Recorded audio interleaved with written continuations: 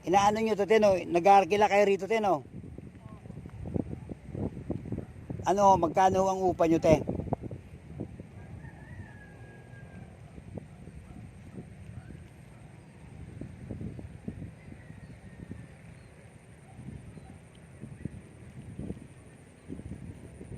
Mahina ngayon ang halaman, Teno. Dahil nalulugot sa ulan, no? Ang panahon ito ngayon kasi ngayon, tanim ng palay, hindi sa ganitong halaman, no? Ano, vloggers kasi ako, te. Binablog ko yung ano ba, yung patungkol sa mga halaman ba. Kasi napakataas kasi ngayon ang bilihan ng bigas. Kaya nga marami kasi ang hindi naniniwala patungkol ba sa ano nila, te, sa sinasabi ng gobyerno na ang ano daw, ang ano daw tayo, shorted daw tayo sa palay. Kaya nagmamahal. Wala naman pagtaniman eh. Ginawa na subdivision, te, no? Mga bahay ng tinanim eh. Ayun nga. Yun ang isa sa mga dahilan, te, no? Ayan. Oo. Tingnan mo, dito sa Cavite, halos lahat na.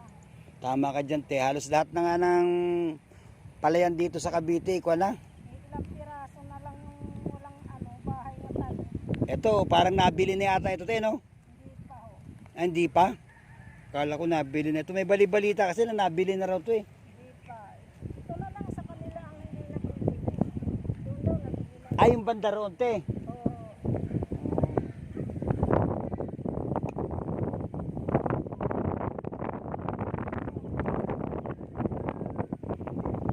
O kasi ngayon, viral ngayon yung usapin tungkol sa bilihin ng bigas at saka sa mga gulay na sobrang mahal, hindi na kaya ng mga taong bayan.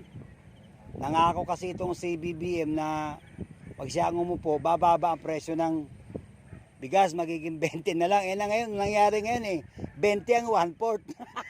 Yung pangit, wala akong bahay yata. Wala ho. Ako kasi rin, hindi ako naniniwala. Kasi magsasaka ako eh. Hindi ako naniniwala na ang bigas at palay magmamahal ng ganito katerible. Kasi tayo, 4 na beses at 3 beses nag-harvest ng palay sa loob ng isang taon eh. O alam na natin, may dumarating talaga mga kalamidad, peste at saka itong bagyo. Pero hindi siya masyadong sinasalanta ang palay. Wala na nga, wala na yung mga lupa. Wala na, isa sa mga dahilan ano yung wala ng lupa, no? Puro bahay lang. Ganda nga po, no? Sayang ang lugar na to, na ipagbili lang o may pagbibili. Dapat ito manatiling bukirin para sa darating na mga henerasyon ba ng Pilipino, mayroon pang lupang masasaka. Kung magde-develop man sila dapat doon sa parting mga upland, yung hindi ano ba, kaso wala tayong magawa sila yung mga matatalinong tao lumalabis na yung kanilang karunungan Ngayon nagiging laso na tuloy, nagiging salot sila Alam nyo tayo, nagiging salot yung mga politiko nakaupo sa pamahalaan. Sila yung pesting yawa Sila yung mga tambaluslos Pinaniniwala nila tayo na ang palay may shorted. Naniniwala ba kayo doon, Manong, na ang palay natin nagkakaroon ng shorted? Hindi, di ba? Agricultural lang itong bansa natin Kahit saan mo itapo ng buto ng palay, sisibol. Kaya lang sinisistema nila. Kita nyo ngayon umiiyak nga. Trending tayo sa buong mundo ngayon. Usapin itong pagtaas ng mga bilihin sa atin. Ngayon halos lahat ng mga vloggers, YouTuber, TikTokers, halos lahat sila nagdidemand na masyado.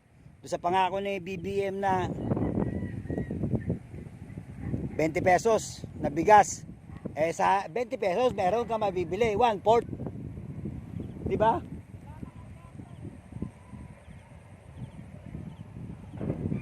Kawa-awa kasi masyado na ang bayan ng Pilipino. Ako kasi, kuya, magsasaka ako.